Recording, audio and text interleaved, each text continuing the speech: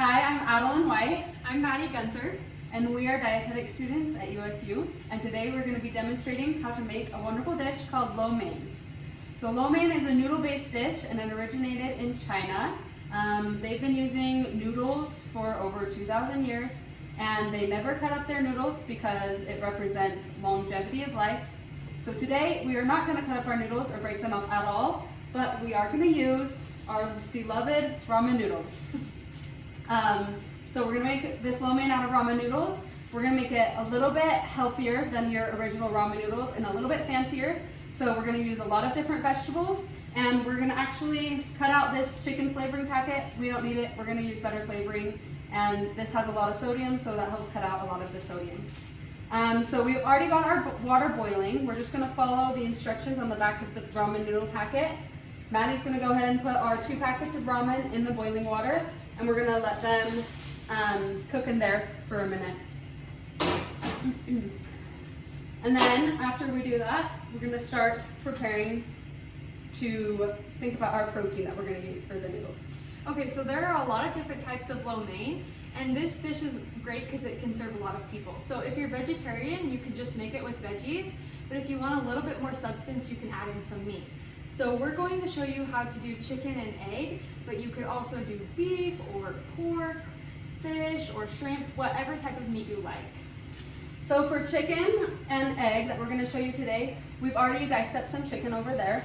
When you're using raw meat, such as chicken, beef, whatever you're using, you want to make sure you use a different cutting board and a different knife because raw meat contains bacteria that can cause foodborne illnesses. So we don't want to mix any of the meat with our vegetables or other ingredients here. That's why we have it over there. And we wash our hands after we use the chicken.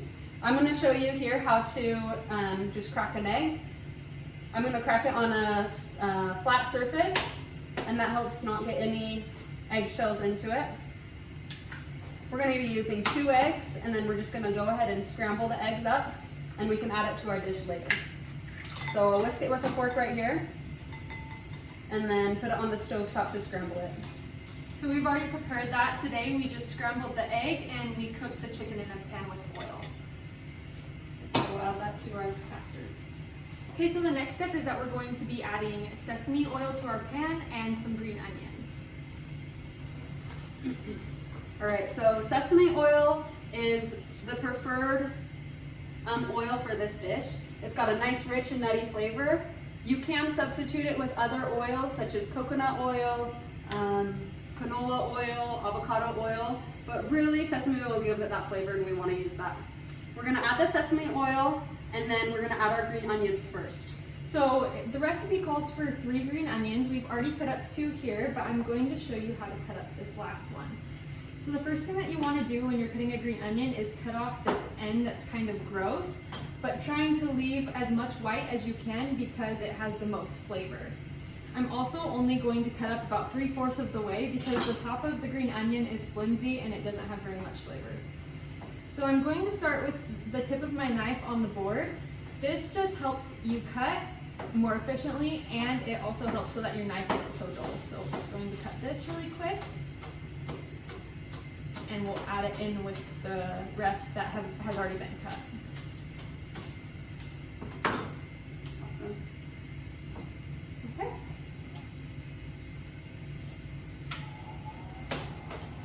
Now that we've got that going, we're going to do our vegetables.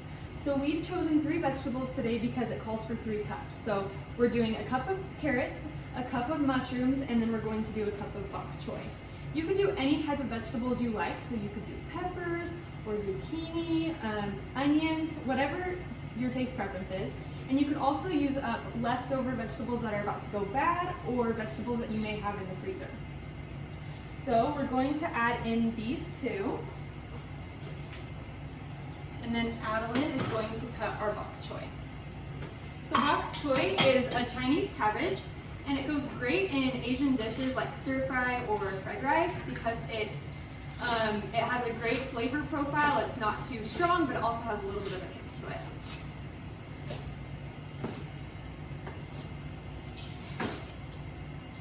And then we're going to start sauteing this for about 5 minutes.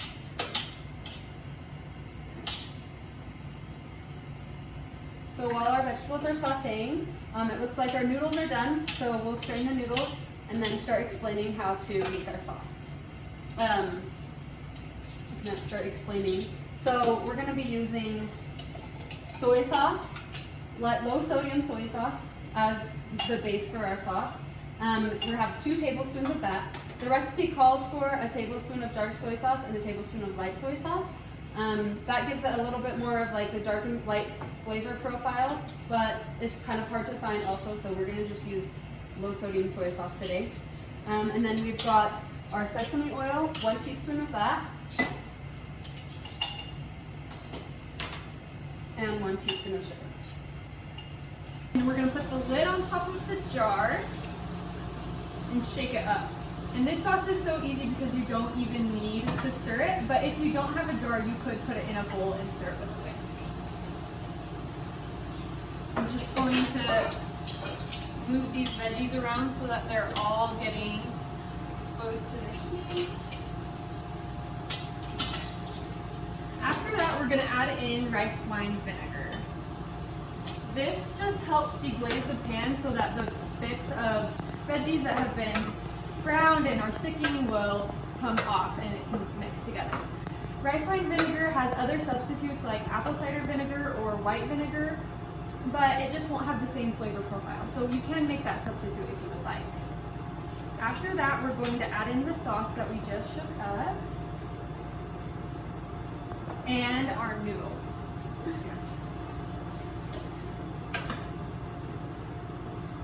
So we're gonna mix these all together until the noodles are nice and brown, covered in the sauce that we just added. And after the noodles are nice and brown, you're almost done with the dish. Like we said, this is a great dish to use your vegetables that you need to get rid of or you want to use. It's nice and easy and it tastes great.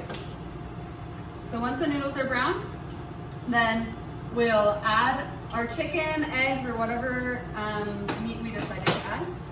And then you'll have a dish that looks like this. Voila! It's delicious and you guys will enjoy it. Thanks for watching.